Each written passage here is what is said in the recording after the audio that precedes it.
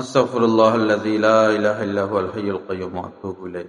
বাংলাদেশের সবচেয়ে যিনি বড় মুফতি ছিলেন, মুফতি আজম রহমতুল্লাহ আলাইহি, মুফতি ফয়জুল্লাহ রহমতুল্লাহ আলাইহি, তিনি মুফতি আজম ছিলেন।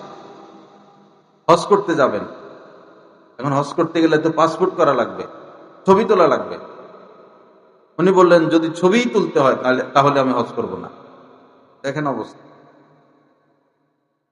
এখনো অনেক আলেমী দিন এমন আছেন যে হজ করছেন, উমরা করছেন, দ্বিতীয়বার আর হজ উমরা যায় না। যে ভাই দ্বিতীয়বার তো মুস্তাহাব, একাধিকবার উমরা যাওয়া তো মুস্তাহাব, এখন ছবি তোলা তো হারাম, এখন উমরা যাইতে হলে তো ছবি তুলতে হবে।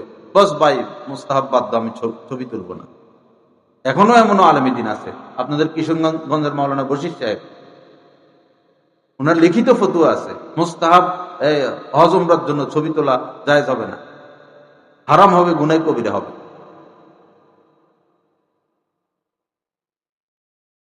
মুফতি ফয়জুল্লাহ সাহেব রহমতুল্লাহ আলাই বললেন যদি ছবি তুলতে হয় তাহলে আমি হজে যাব না। তো উনাকে সবাই মহব্বত করতেন, অনেক প্রভাব ছিল তার। পরে সরকারিভাবে যেখানে ছবি রাখে সেখানে সরকারি সিল, সপ্পর, সাইন উপরস্থ কর্মকর্তার এবং ওনার চেহারা সুরত কেমন হাতে লিখে সরকারি কাগজ কলম নিয়ে দিয়ে সরকার তার দায়িত্ব নিচ্ছেন।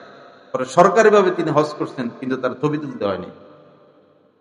যে যেমন চা আল্লাহ তার জন্য তেমন ব্যবস্থা করে দেন। ওনারাই হচ্ছেন আল্লাহ আলমী। লা ইলাহা ইল্লাল্লাহ। আল্লাহ পাক আমাদেরকে মাফ করে দেন।